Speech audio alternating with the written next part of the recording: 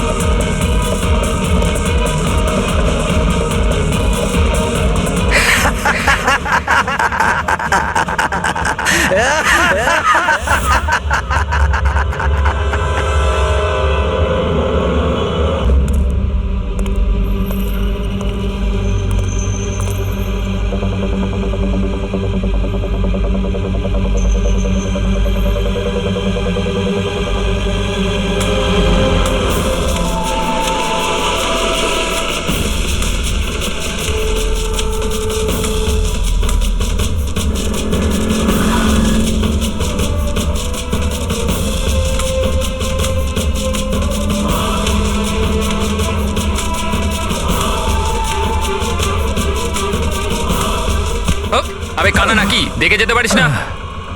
অন্ধই আমি ভাই। আরে আরে ভাই সরি আরে সরি, আমার লাঠি। আমি বুঝতে পারিনি।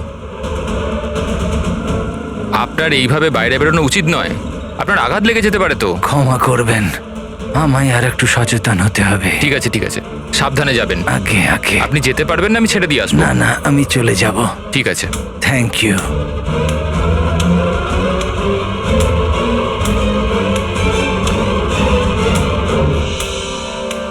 কি হলো রে বাবা, ব্যথা করছে কেন?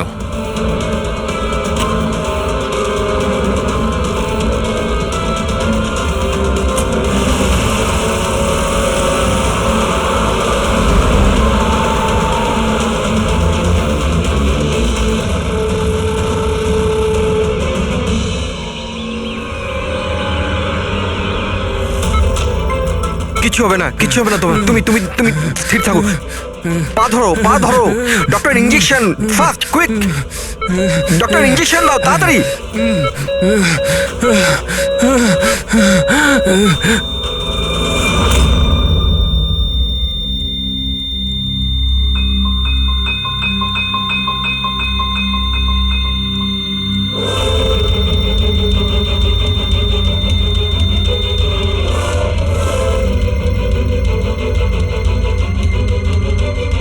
ও my god, he is dead. আর এনার মৃত্যু ন্যাচারালও নয়। এবার কি? আমি জানি প্রিয়া, ইটস এ মার্ডার। আমি ডক্টর সালুখেকে এই কেসের ব্যাপারে সব কিছু বলে দিয়েছিলাম। এতক্ষণও তো উনি ফাইন্ড আউট করেই নিয়েছেন যে রমেনের মৃত্যুর প্রকৃত কারণ কি। বিষ? রমনের মৃত্যু বিষক্রিয়ায় হয়েছে? হ্যাঁ বস, খুব মারাত্মক বিষ। প্রথমে এটা মানুষের মস্তিষ্কে প্রভাব বিস্তার করে। প্রথমে ডিলেরিয়াম, ফটোফোবিয়া, অ্যামিনেশন। তারপরে ওই বিষটা অন্য অঙ্গ প্রত্যঙ্গে প্রভাব বিস্তার করে। বাকি অঙ্গ প্রত্যঙ্গ ধীরে ধীরে কাজ করা বন্ধ করে দেয় আর মানুষের মৃত্যু হয়। ডক্টর সালুখে, এটার কোনো অ্যান্টিডোট হবে নিশ্চয়ই? সব বিষেরই অ্যান্টিডোট হয় ফ্রেডি, কিন্তু সেই জন্যে আমাদের ওই বিষের ব্যাপারে সবকিছু জানা প্রয়োজন। আর বস, এই বিষ খুব সহজে ধরা যায় না। আমাকেও অনেক ধরনের টেস্ট করতে হয়েছে ওই বিষটা আইডেন্টিফাই করতে। স্যার, বীজ দিয়ে মারা আলাদা কথা, কিন্তু এমন বীজ দেওয়া যাতে এইভাবে ছটফট করতে করতে মরবে, এটা কিরকম চমকে যাওয়ার মতো কথা না স্যার? সে যেই হোক এতটাই ঘৃণা করতো রমনকে যে ও ওকে এরকম সাংঘাতিকভাবে মেরে ফেললো। বুঝে উঠতে পারছি না কে হতে পারে, কে হতে পারে। যে কেউ হতে পারে স্যার। স্যার ওই রমেনের জুয়ন নেশা ছিল, ক্রিকেট, রেসকোর্ট, সাট্টা, সব রকমের জুয়া। আর এইসবের চক্করে ওর 5 কোটি টাকার ধার হয়ে গিয়েছিল। 5 কোটি? 5 কোটি? হ্যাঁ স্যার, ওর কাছে হুমকি ভরা মেসেজ এসেছিল। ওর ফোন রেকর্ডে এরকম প্রচুর মেসেজ রয়েছে যেগুলো ওকে বুকিজ আর সাট্টার লোকেরা পাঠিয়েছিল। এই দেখুন। স্যার, হতে পারে যে এদের মধ্যেই কারুর হুমকি সত্যি হয়ে গেছে হয়তো। বুঝতে পারছি না, কিন্তু যেভাবে মেরেছে স্যার মনে তো হচ্ছে না কোনো বুকির কাজ এটা। যাই হোক, এদের ডাকতে তো হবেই, দেখা যাক কিছু পাওয়া যায় কিনা। Hello ACP Pradyuman. আচ্ছা, ঠিক আছে।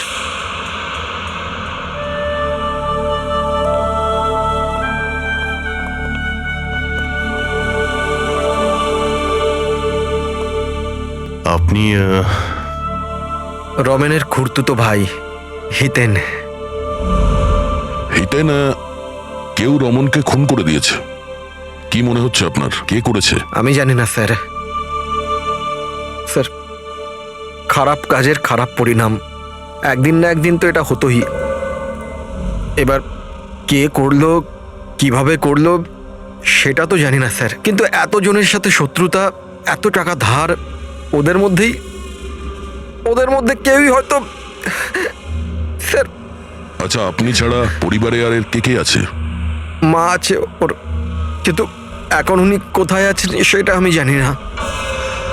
আচ্ছা ঠিক আছে, আমাদের ইনভেস্টিগেশন এখনো চলছে, তো বডিটা এখন আমাদের কাছেই থাকবে। আপনি আপনার নাম্বারটা ওখানে লিখিয়ে দিয়ে যান, প্রয়োজন পড়লে আপনাকে কল করে নেব। ঠিক আছে স্যার। Thank you.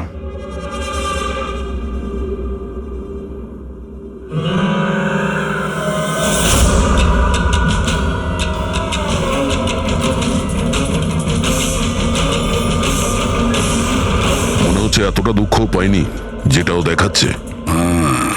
বডি নেওয়ার কোনো তাড়াও নেই, যেতে বলার সঙ্গে সঙ্গে চলেও গেল, কিছু জিজ্ঞাসাও করলো না কবে বডি পাওয়া যাবে। গোলমাল আছে, গোলমাল আছে এই হিতেনের মধ্যে, গোলমাল আছে। ওকে দেখে মনে হয় এই কথাটা কনফার্ম করতে যে রমন মারা গেছে কি না। নজর রাখো ওর ওপরে। রমেন, রমেন, আরে বাবা, সাবধানে, সাবধানে। রমেন কি হলো বাবা? রমেন, ম্যাম, আপনি আমার ছেলে রমেন, রমেনের কি হলো স্যার? কি হলো বাবা, কি হলো? আমি তো তোর অপেক্ষায় ছিলাম যে তুই আসবি আর আমাকে বাড়ি নিয়ে যাবি, কিন্তু তুই এত দূরে চলে গেলি বাবা। আপনি আপনার ছেলে রমনের সাথে থাকতেন না? আগে না স্যার, আপনি স্যার আমার নাম মদন। ভগবান, আমাকে কেন রেখে দিলে? আমাকেও তো নিয়ে নিতে পারতে। মা, নিজেকে সামলাও। আর কত কাঁদবে ওই মূর্খটার জন্যে? ও নিজের কর্মের ফল পেয়েছে। না বাবা, এরম বলো না। ও যেমনই ছিল, ছেলে তো ছিল আমার। কেন, কি এমন করেছিল ও ওনার সাথে? উনি ওনাকে বাড়ির বাইরে বার করে দিয়েছিলেন, রাস্তায় একা একা ছেড়ে দিয়েছিলেন। কি কারণে? বলেছিল মা অনেক দিন হয়ে গেছে, বাড়ি বিক্রি করতে হবে, আর আমার খরচ চালানোর মতনও ক্ষমতা ছিল না, এই জন্য আমাকে ছেড়ে দিয়েছিল। আর তারপর কি করতাম স্যার, ঠিক করে দেখতেও পাই না, কোথায় যেতাম আমি? ওই জন্য পড়ে রইলাম ফুটপাতে, ক্ষুধার্ত, তৃষ্ণার্ত, সহায়হীন হয়ে। হয়তো ভগবানের দয়া হয়ে গেছিল, তাই সে দেবদূত পাঠিয়ে দিয়েছিল। তার চেহারা তো দেখতে পাইনি আমি, কিন্তু সে আমায় তার সাথে যেতে বলেছিল, আর আমি তার সাথে চলে গেলাম। একটা ভালো মানুষ আমাকে এর কাছে নিয়ে গেছিল। স্যার, অ্যাকচুয়ালি আমার একটা সংস্থা আছে, সংহতি বৃদ্ধাশ্রম। আমরা ওখানে চেষ্টা করি যে এই ধরনের বয়স্কদের বাড়ির মতো ভালোবাসার সম্মান দেওয়া যায়। ওনাকে আমি বৃদ্ধাশ্রমের গেটে পেয়েছিলাম একটা চিঠি হাতে, যাতে লেখা ছিল ওনার যত্ন নেওয়ার কথা। আর ওই দিন থেকেই সংহতি বৃদ্ধাশ্রম ওনার বাড়ি হয়ে গেছে। আজ সকালে ল্যান্ডলাইনে ফোন এলো যে ওনার ছেলের মৃত্যু হয়ে গেছে। ব্যাস, উনি তখন থেকেই কাঁদছেন। আসলে মা তো আমি আপনাদের কাছে অনুরোধ করছি, এই হত্যাকারীকে ছাড়বেন না স্যার। অবশ্যই শাস্তি দেবেন স্যার, অবশ্যই শাস্তি দেবেন। দেখুন ম্যাম, আমি আপনাকে কথা দিচ্ছি, আমরা রমনের খুনিকে ছাড়বো না, তাকে কঠোর থেকে কঠোরতম শাস্তি দেব। আপনি প্লিজ এ ব্যাপারে ভাববেন না। আপনি নিজেকে সামলে নিন। মদন, তুমি ওনার খেয়াল রেখো। আরো একটা কথা, কোনো কিছুর দরকার যদি আপনাদের পড়ে তাহলে নিশ্চয়ই আমাদের জানাবেন। দারুণ ব্যাপার। সারিকা, হসপিটালের ডক্টরের রিপোর্ট অনুসারে এর হাঁটুতে যে চিহ্নটা পাওয়া গেছে, এটা হয় কোনো অ্যালার্জির আর নয়তো কোনো বিষাক্ত ধরনের পোকামাকড়ের দংশনের চিহ্ন।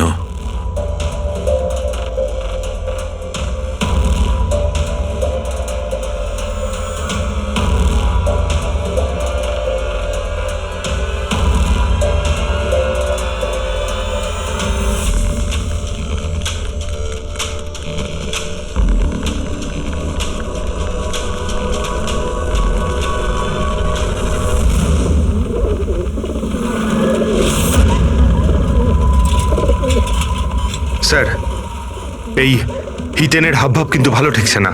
এমন এমন সব লোকজনের সঙ্গে ওর পরিচয় আছে যে ওকে সন্দেহ করাটা স্বাভাবিক। আরও একটা কথা স্যার, কয়েকদিন আগে এই রামানকে বাড়ি থেকে বের করে দিয়েছিল, আর এখন রামানের মৃত্যুর পর ও ওর প্রপার্টিতে কবজা করার চেষ্টা করছে স্যার।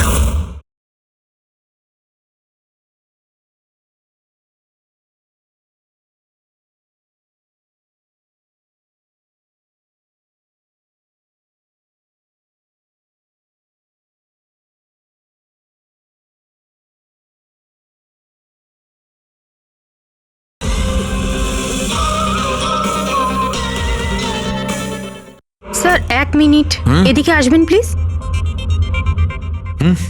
স্যার, আমি ওর স্কিনে না কিছু অদ্ভুত জিনিস দেখছি।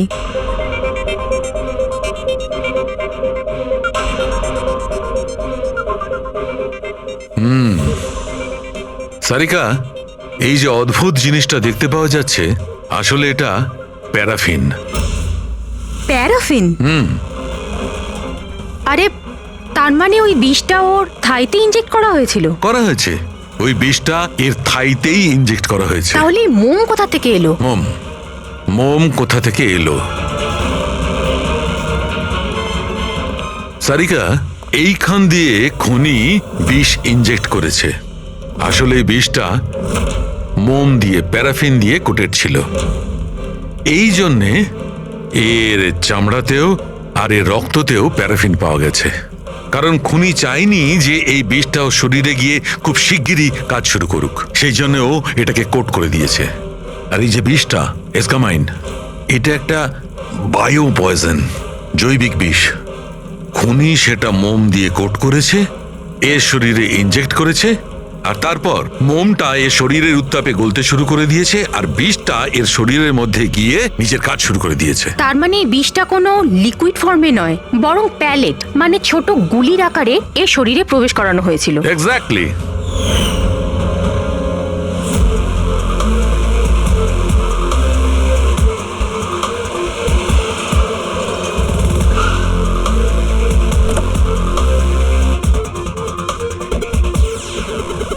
এই হলো সেই কনস্ট্রাকশন সাইট যেখানে রমন ইঞ্জিনিয়ার ছিল।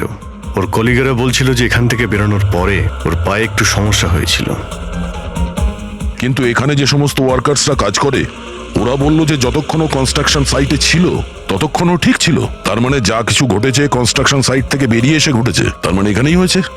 এখানে তো আশপাশটা খুঁজে দেখি, যদি কেউ কিছু দেখে থাকে। স্যার, আপনারা যান, আমি একটু চা খেয়ে আসছি। মানে ওই চাওয়ালাকে জিজ্ঞেস করে আসছি যে কিছু দেখেছে কিনা। অভিজিৎ, এই বাচ্চাটা কনস্ট্রাকশন সাইটের সামনে কাগজ বেচছে, ওকে কিছু জিজ্ঞাসা করি।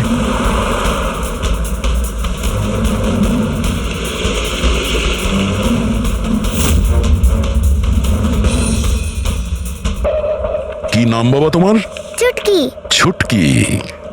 আচ্ছা, তুমি এটা দেখো তো, এটা এই ছবিটা ভালো করে দেখো, দেখো তো তুমি একে চিনতে পারছো কিনা।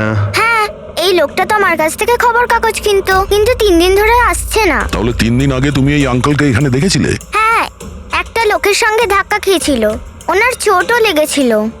ওই লোকটা কেমন অদ্ভুত ছিল। অদ্ভুত? অদ্ভুত মানে? আবে অন্ধ নাকি, দেখে যেতে পারিস না? অন্ধ হয়ে আমি ভাই।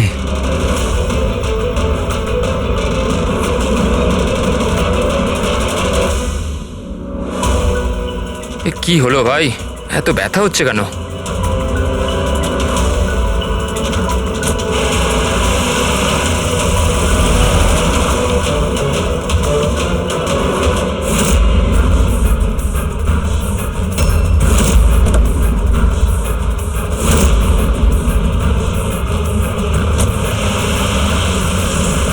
তার মানে ও অন্ধ ছিল না, ওই হামলা করেছিল রমনের ওপর। আচ্ছা এটা বলো তো যে ওই আঙ্কেলকে তুমি চিনতে পারবে? তুমি কি ওকে ঠিক করে দেখেছিলে? না। আচ্ছা ওই গাড়ির নাম্বারটা মনে আছে? না আঙ্কেল, ওই আঙ্কেলকে গাড়ি চালাতে দেখে আমি অবাক হয়ে গেছিলাম, এই জন্য গাড়ির নাম্বার মনে নেই। কিন্তু কি হয়েছে আঙ্কেল? ইঞ্জিনিয়ার আঙ্কেল ঠিক আছে তো? না বাবু, ওর কিছু হয়নি। ও অন্য কোনো কনস্ট্রাকশন সাইটে চলে গেছে, এখনো এখানে আসবে না। Thank you. হ্যাঁ, তুমি এখন নিউজ পেপার বিক্রি করছো, তুমি স্কুলে যাবে না?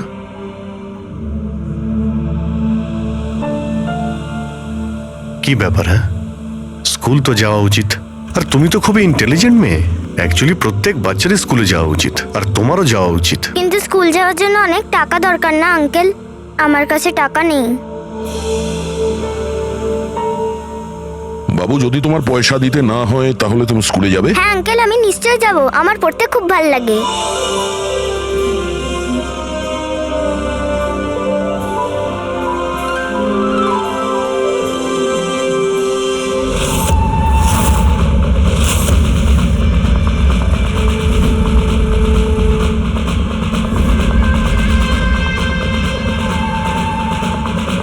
সমীর, এবার তোমার পালা। হ্যাঁ বলো।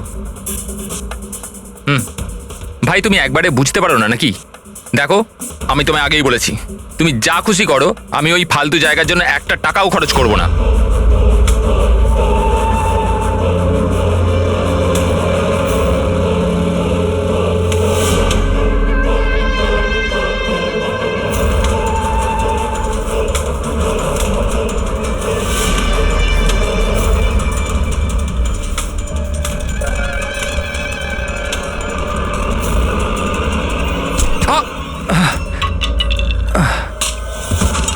ওই দেখতে পার আমার আমার লাঠি।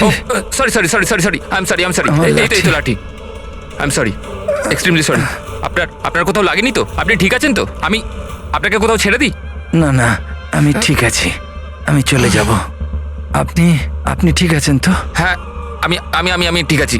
আপনি সাবধানে যাবেন। হ্যাঁ ঠিক আছে, আপনি সাবধানে যাবেন। ওকে, থ্যাংক ইউ। হ্যাঁ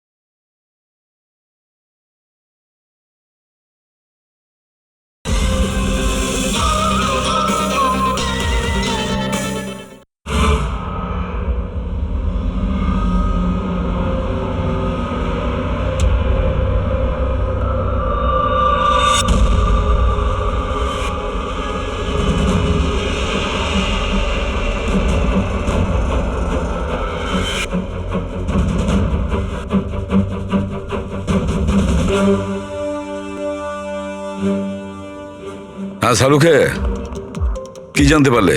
বস, এই লোকটাকে যে বিষটা দেওয়া হয়েছে সেটাও কোনো গাছ থেকেই তৈরি করা হয়েছে। কি এটাও কোনো গাছ থেকে? হ্যাঁ বস, কিন্তু এটা কি ধরনের বিষ সেটা সারিকা এক্ষুনি জেনে যাবে। এই বিষটার নাম রিকিউনিস কমিউনিস, আর এই বিষটা আগের বিষটার থেকেও অনেক বেশি বিষাক্ত আর ভয়ঙ্কর। রিকিনেস, এটা কোনো গাছের নাম নাকি? হ্যাঁ ফ্রেডি, এটা একটা গাছের নাম। আর বস, এটা কোনো সাধারণ গাছ নয়, সহজে পাওয়া যায় না। আর খুনি যে কেউ হোক, বস ওর গাছপালা সম্পর্কে খুব ভালো জ্ঞান আছে। হ্যাঁ হ্যাঁ, সেটাই তো হওয়ার কথা এই গাছের ব্যাপারে। তাই তো।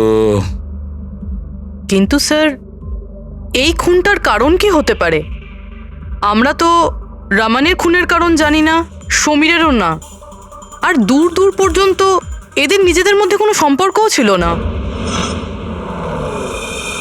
স্যার, সমীর আর রমনের মধ্যে একটা জিনিস তো খুবই কমন। কি?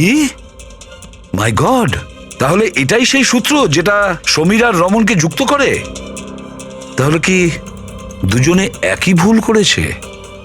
হ্যাঁ স্যার, রমনের মতো সমীরও তার বুড়ো ক্যান্সার আক্রান্ত বাবাকে বাড়ি থেকে বের করে দিয়েছিল।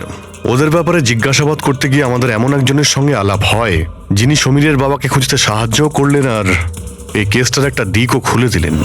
সে কে? স্যার, ইনি doctor Dinesh, hello sir. Cancer সেন্টারের এইচওটি। সমীরের বাবার চিকিৎসা উনিই করছিলেন। ডক্টর দীনেশ, একটা কথা আমাকে বোঝান। সমীর যখন তার বাবাকে বাড়ি থেকে বের করে দেয়, তাহলে সমীরের বাবা, মানে বলতে চাইছি সমীরের বাবা আপনার ওখানে কিভাবে পৌঁছলো ক্যান্সার সেন্টারে? কেউ ওনাকে হাসপাতাল পৌঁছে দিয়েছিলেন। আমি হাসপাতাল পৌঁছেছিলাম যখন আমি ওনাকে দেখলাম একটা চেয়ারে বসে কিছু বিড়বিড় করছিলেন, হাতে একটা খাম ছিল। আমি জিজ্ঞেস করলাম, আপনি কে? কিন্তু উনি কিছু মনে করতে পারলেন না। আমি ওনার হাত থেকে খামটা নিলাম। টাকা ছাড়াও একটা চিঠিও ছিল, তাতে লেখা ছিল উনি ক্যান্সারের পেশেন্ট, আর আমরা যাতে ওনাকে এখানে ভর্তি করিয়ে চিকিৎসা শুরু করি। অ্যাডমিশনের জন্য যে টাকাটা লাগবে সেটা খামের মধ্যে আছে, আর চিকিৎসার যা খরচ সেটা হাসপাতালের অ্যাকাউন্টে ট্রান্সফার হয়ে যাবে। ওনার বয়স আর অবস্থা দেখে আমি ওনাকে অ্যাডমিট তো করে নিলাম, কিন্তু আমি চিন্তায় ছিলাম যদি টাকাটা না পাওয়া যায়। কিন্তু ভগবানের অনেক কৃপা, পরের দিনই চিকিৎসার সমস্ত টাকা 10 লাখ টাকা হাসপাতালের অ্যাকাউন্টে ট্রান্সফার হয়ে গেছিল। 10 লাখ টাকা? কে কি ট্রান্সফার করেছে? স্যার 100% খুনই করেছে। স্যার, ব্যাংক ডিটেলস থেকে জানতে পারবো? জানতে পারা গেছে অ্যাকচুয়ালি টাকাটা সমীরের ওয়াইফ রত্না দিয়েছিল। এইসব আমার ভুল স্যার। আমার জন্য সমীরের প্রাণ চলে গেল। আমি ওকে বলেছিলাম বাবার দেখাশোনার জন্য খুব প্রবলেম হচ্ছিল, আর সব সম্পত্তি আর সব আমাদের নামে হয়ে গিয়েছিল। তাই আমি সমীরকে বলে বাবাকে বাড়ি থেকে বের করে দিয়েছি। লজ্জা হয় না তোমার? সমীরের বাবা তোমারও বাবার মতনই, তাকেই বাড়ি থেকে বের করে দিলে। তাহলে এসব করার পরেও ওনার ট্রিটমেন্টের জন্য 10 লাখ টাকা কেন দিলেন? আমাকে কেউ হুমকি দিয়েছিল স্যার, যে বাবার চিকিৎসার জন্য 10 লাখ টাকা না দিলে ও সমীরকে আর আমাকে মেরে দেবে। স্যার, আমি ওনাদের 10 লাখ টাকা দিয়ে দিয়েছি, তাও ওরা সমীরকে মেরে ফেললো। আর আর এখনো বলেছে যে প্রতি মাসে বাবার চিকিৎসার জন্য 50,000 টাকা না দিলে ও আমাকেও মেরে ফেলবে। কারোর উপর সন্দেহ আছে তোমার? না। ওর ব্যাপারে কিছু মনে আছে? ওর গলার স্বর, কথা বলার ধরন? কিচ্ছু মনে নেই স্যার, প্লিজ আমাকে বাঁচিয়ে নিন স্যার। আমি মরতে চাই না স্যার, আমি বাবাকে বাড়ি নিয়ে আসবো। আমি এখন থেকে ওনার সব সময় দেখাশোনা করব, ওনার কোনো কষ্ট হবে না স্যার। প্লিজ আমাকে বাঁচিয়ে নিন স্যার, প্লিজ। আপনার কিচ্ছু হতে দেব না, কেমন? পুরবিয়া, কাজ করো, যে নাম্বার থেকে ওকে হুমকি দেওয়া হতো সেই নাম্বারটা নাও আর দেখো কোথাকার। আপনি যান, চলুন।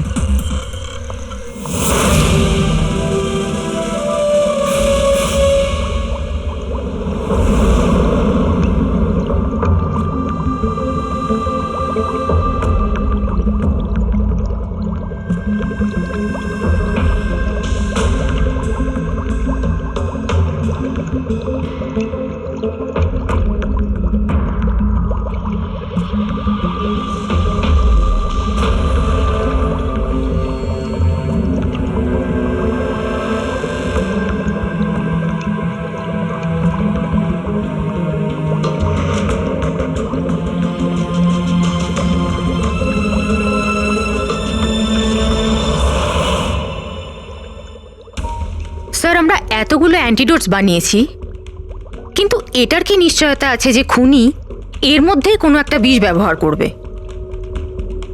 এবার আর যাই করি, আমরা খুনির মাথার ভেতরে তো আর ঢুকতে পারবো না। তোমার কথাটা একদম ঠিকই সারিকা, কিন্তু একটা কথা ভাবো, খুনি এই গাছগুলো থেকে বিষ বার করে ব্যবহার করছে, এই গাছগুলো থেকে আগেরটা থেকে আরো বেশি বিষাক্ত প্রত্যেকবার। আমাদের সব সময় প্রস্তুত থাকতে হবে। জানি না পরের বার কোন ধরনের গাছের বিষ কাকে প্রয়োগ করবে, জানি না কার ওপর, কবে, কখন, কোথায়, কোন ধরনের গাছের জানা নেই।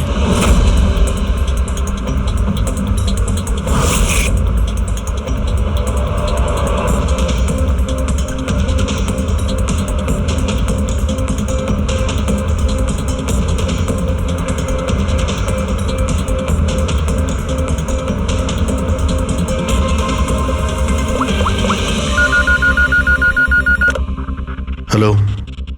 হ্যাঁ হ্যাঁ পূরবী বলো। স্যার, সেই ফোন বুথটা যেখান থেকে খুনি রত্নাকে খুনের হুমকি দিয়েছিল, সেটা ওই বান্দ্রা রেল স্টেশনের কাছেই। Bandra railway station? কিন্তু ওখানে তো খুব ভিড় থাকে, ওখানে নিশ্চয়ই ও অন্ধ সেজে এই কাজটা করেনি। খুবই কঠিন এটা জানতে পারা। স্যার, কেউ কিছু জানে না সেটা ঠিক, কিন্তু একটা বিশেষ ব্যাপার হলো সেটা এই ফোনগুলো সকাল 11টা থেকে 12টার মধ্যে করা হয়েছে। আর রেলওয়ে স্টেশনের কাছে একটা বাস স্ট্যান্ডও আছে, যেখান থেকে পুনেতে বাস যায়। পাশেই বাস স্ট্যান্ড আছে, মানে ও ট্রেনে করে যেতে পারে আর বাসে করেও। ঠিক আছে, কোনো ব্যাপার না, দেখছি। ভাইন্দার, তার মানে খুনি মুম্বাইতেই থাকে আর শুধুমাত্র সমীরকে খুন করার জন্যই পুনা গেছিল? তাহলে পুনাও ট্রেনে করে গেছিল, কিংবা বাসে, কিংবা কোনো প্রাইভেট গাড়ি, কিংবা তার নিজের গাড়িতে। সেটাই তো স্যার, খুনি এটা জানতো যে আমরা রত্নার কাছে পৌঁছবই, আর এই কলের ব্যাপারটাও আমরা জেনে যাব। সেই জন্যই ও আমাদের বিভ্রান্ত করছে, আমাদের সঙ্গে খেলতে চাইছে। হ্যাঁ, খেলাই খেলছে। কিন্তু স্যার, আমরা খুনি পর্যন্ত পৌঁছবো কি করে? আমাদের কাছে তো ওর বিরুদ্ধে কোনো ইনফরমেশনই নেই, আর আমরা এটাও জানি না যে ওর পরবর্তী শিকার কে হবে। পঙ্কজ, খুনি শিকারের কাছে পৌঁছানোর আগেই আমরা তার কাছে শিকার পৌঁছে দেব। এই ঘটনাটা আজ সকাল 10টার মুম্বাইয়ের গোরেগাঁও রেলওয়ে স্টেশনেতে একজন বয়স্ক মানুষ ট্রেনের সামনে এসে আত্মহত্যা করার চেষ্টা করছিলেন। আশপাশের লোকেরা ওনাকে বাঁচিয়ে নিয়েছেন। আসুন জেনে নেওয়া যাক কি কারণ ছিল যেটা একটা বয়স্ক মানুষকে এটা করতে বাধ্য করছিল। ছেড়ে দাও আমাকে, কেন আমাকে ধরে রেখে দিয়েছো? ছেড়ে দাও আমাকে, আমি বাঁচতে চাই না। কি করব আমি বেঁচে থেকে? কিন্তু আপনার সাথে কি হয়েছে? আপনি কেন আত্মহত্যা করতে চাইছিলেন? কি হয়েছে? আমার সঙ্গে কি হয়েছে? আমাকে আমাকে আমার একমাত্র ছেলে বাড়ি থেকে বার করে দিয়েছে ধাক্কা মেরে। আমি আমার ছেলেকে এত আদর যত্নে বড় করলাম, আর ও আমাকে ধাক্কা মেরে বাড়ি থেকে বার করে দিল। এটা তো খুবই দুঃখের কথা। এ কি অবস্থা আমাদের আজকালকার সমাজের। আপনার ছেলে কি করেন? কি কাজ করে? স্কুলে যায়। টিচার বুঝি? না, পড়াশোনা করে, স্কুলে পড়াশোনা করে। এখন 8 বছর বয়স। হ্যাঁ, কি বললেন আপনি? কি বললাম আমি? আপনার ছেলের কত বয়স হলো? কত বছর বয়স? আপনি যে বললেন 8 বছর বয়স। আমার ছেলে 8 বছর বয়স মাত্র আমাকে ঘর থেকে বার করে দিল, আমি মরেই যাব। আপনারা শুনতেই পেলেন, ইনি দাবি করছেন যে এনার 8 বছরের ছেলে নাকি বাড়ি থেকে বের করে দিয়েছে। কি এমন ঘটেছিল? কে এই 8 বছরের বাচ্চা? রেল লাইনে মাথা দিচ্ছিলেন যে বয়স্ক মানুষ, তার 8 বছরের ছেলের খোঁজ আমরা পেয়ে গেছি। আসলে তিনি একজন 33 বছরের সফটওয়্যার ইঞ্জিনিয়ার। বয়স্ক মানুষটির মস্তিষ্কে সমস্যা থাকার জন্য উনি এখনো ছেলেকে 8 বছরেরই ভাবেন। উনার ছেলে আমেরিকায় থাকেন, আর সে উনাকে বাড়ির বাইরে বার করে দিয়েছেন, আর তারপরেই বয়স্ক মানুষটি আত্মহত্যা করার চেষ্টা করেন। আসুন আসুন উনার ছেলেকে জিজ্ঞেস করি উনি এটা কেন করলেন।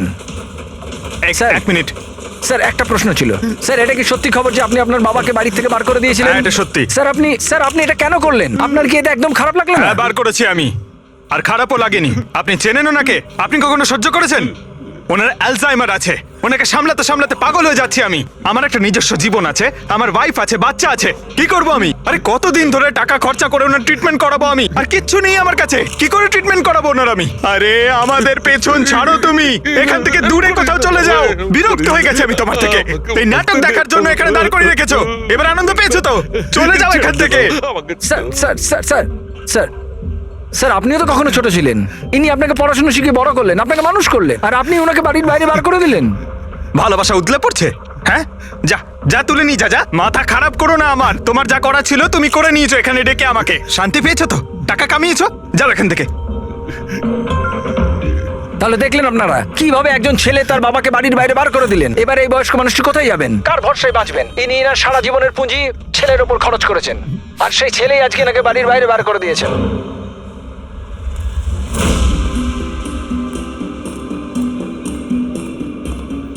সুন্দর সুন্দর বেলুন আছে, বাড়ির বাচ্চাদের জন্য নিয়ে যান।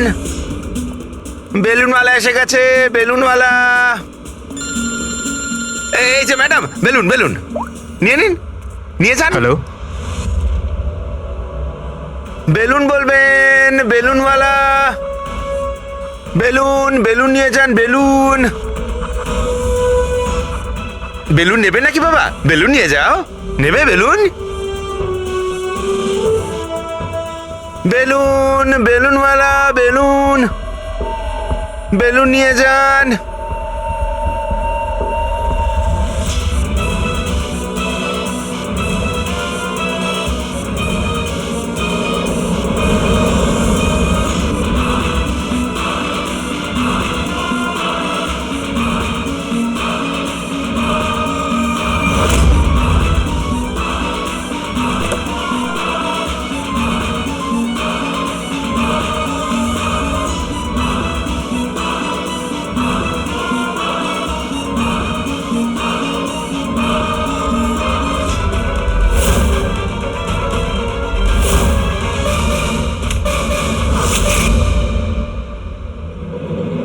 স্যার, স্যার, একজন অন্ধ বিল্ডিং এর দিকে আসছে।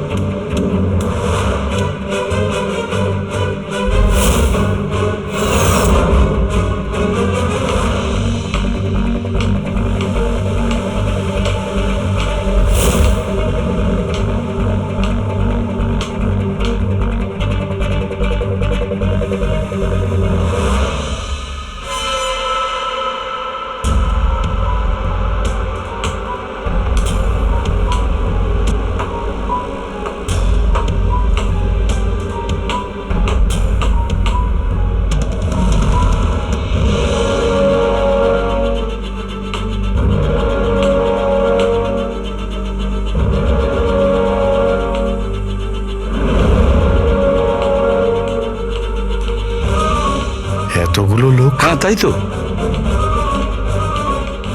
স্যার, এতজন অন্ধ একসাথে? আমরা তো একজন ভেবেছিলাম, এখানে তো 8-10 জন বেরিয়ে গেছে। মনে হচ্ছে এটা ওদের চাল। আপনারা যাবেন কোথায়? এক মিনিট। সরে যান, আরে সরে যান, আপনারা সবাই একসঙ্গে এখানে কি করে এলেন? আরে কি করছেন এখানে আপনারা? আরে সবাই একসঙ্গে কি হয়েছেটা কি? হ্যাঁ, কি হয়েছে? এখানে চোখের ফ্রি চেকআপের ব্যবস্থা করা হয়েছে। সম্পদ বলল, মানে ওই আমাদের এখানে ডেকে এনেছে। দেখুন, এখানে কোনো ক্যাম্প হচ্ছে না। আর আপনাদের এই খবরটা কে দিয়েছে বলুন তো? ওই তো ডেকেছিল আমাদের এখানে।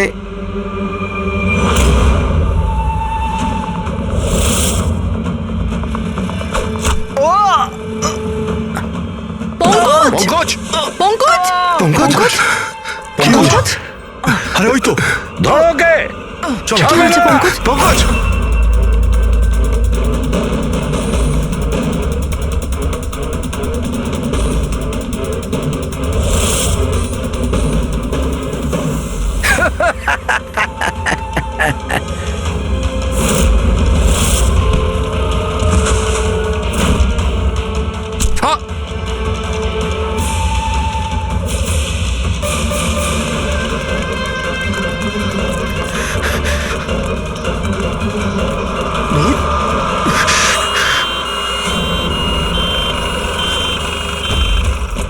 এসো এসো তাড়াতাড়ি এসো।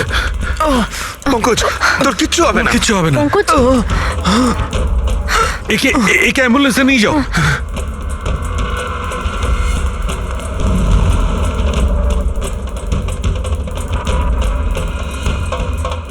পঙ্কজ পঙ্কজ তোর কিচ্ছু হবে না। পঙ্কজ সারিকা এ নাও, বিষটা জানার চেষ্টা করো। বিষের সন্ধান না পাওয়া গেলে আমরা অ্যান্টিডোট দিতে পারবো না। পঙ্কজ Fast, আমাদের fast. কথা শুনতে পাচ্ছ? ও শুনতে পাচ্ছে না, ওকে ঘুমোতে দিও না। আই উইশ আমাদের কাছে অ্যান্টিডোটসটা আছে, না হলে ওকে আমাদের হসপিটালে নিয়ে যেতে হবে। অ্যান্ড আই এম শিওর এই বিষটা আগের বিষটার থেকে অনেক বেশি সাংঘাতিক। সারিকা একটা কাজ করো, ন্যাশনাল বায়ো সেন্টারকে ফোন করো আর ফোনটা আমায় দাও।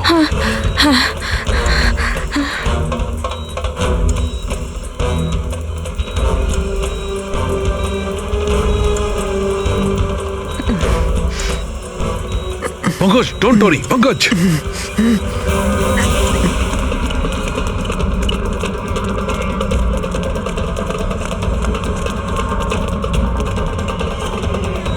স্যার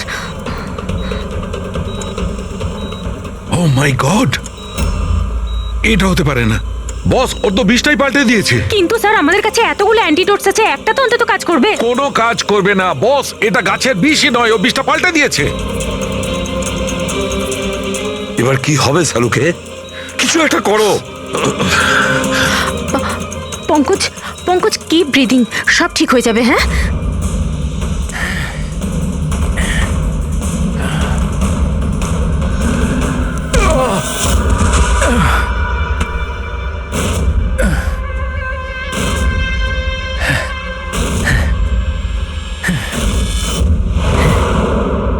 স্যার আমার নাম মদন। এসব তুমি করেছো? কেন আমার পেছনে পড়ে আছো? আমি যেটা করেছি ঠিক করেছি। তুমি বলছো এগুলো করে ঠিক করেছো? আমি শুধু খারাপ লোকেদের শাস্তি দিয়েছি, যারা নিজেদের বাবা মায়ের খেয়াল রাখে না, তাদের বেঁচে থাকার কোনো অধিকার নেই। যখন আমার মায়ের মৃত্যু হয়েছিল, আমার দুনিয়া শেষ হয়ে গেছিল। ওই সময় তখন থেকেই আমি এই সংহতি বৃদ্ধাশ্রমে শুরু করেছি। স্যার ওখানে যত বয়স্ক বাবা মা আসেন না, সব তাদের সন্তানের কাছে অত্যাচারিত। এটা দেখে আমার মাথায় রক্ত উঠে যায়। আমি সেই সময় সিদ্ধান্ত নিই যে এই সবগুলোকে আমি শাস্তি দেব। সেই জন্য এদের মেরে দিই। আমি কি ভুল করেছি? আমি কিছু করুন স্যার, কিছু করুন স্যার। কিচ্ছু করতে পারবো না যতক্ষণ না ওই বিষটা কম্পোজিশন জানতে পারছি। ফ্রেডি আমরা কিচ্ছু করতে পারবো না। যদি ভুল অ্যান্টিডোট দেওয়া হয় তাহলে আরো বেশি ক্ষতি হবে ভাই। স্যার স্যার পঙ্কজের অবস্থা তো খারাপ হচ্ছে আরো। স্যার পালস পড়ে যাচ্ছে, হসপিটাল নিয়ে যেতে হবে হসপিটালে স্যার। কিচ্ছু হবে না, আমাদের এত সময় নেই টেস্ট করার মতো। যতক্ষণ না এই বিষটার অ্যান্টিডোট পাচ্ছি। পঙ্কজ হ্যালো, হ্যাঁ স্যার, হ্যাঁ স্যার ধরা পড়েছে। স্যার খুনি মদন। হ্যাঁ বিষ, হ্যাঁ আমি জানছি স্যার। কখনো জানতে পারবে না তোমরা, কখনো জানতে পারবে না তোমরা। ওরা শাস্তি পাবে, ওরা শাস্তি মদন, পাবে। আরে ভাই! ও নো! মদন মদন মদন তাড়াতাড়ি অ্যাম্বুলেন্স ডাকো, তাড়াতাড়ি। না স্যার, কোনো লাভ নেই। আমার কাজ হয়ে না গেছে মদন, স্যার।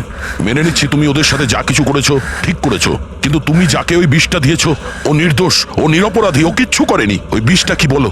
হ্যাঁ BTX স্যার, ওই বিষটার নাম BTX স্যার। সালুকে ওই বিষের নাম হলো BTX। ঠিক আছে পঙ্কজ কিছু হবে না। নার্ভাস হয়েও না, কিছু হবে না। দেখো কিছু হবে না। ওকে চোখ কিছু হবে বুঝতে না। দেবে না। মদন ব্যাস হয়ে গেছে, হয়ে গেছে। You will be alright. আর পঙ্কজের কিচ্ছু হবে না, কিচ্ছু হবে না। Welcome my boy. ভয় পেও না, কোনো ক্ষতি হবে না তোমার। তুমি মানুষ হিসেবে সত্যি ভালো ছিলে, কিন্তু যা করেছো তা খুবই খারাপ। এই তো চলে গেল অভিজিৎ, কিন্তু যাই হোক এর ওই বৃদ্ধাশ্রমটাকে বন্ধ হতে দেব না।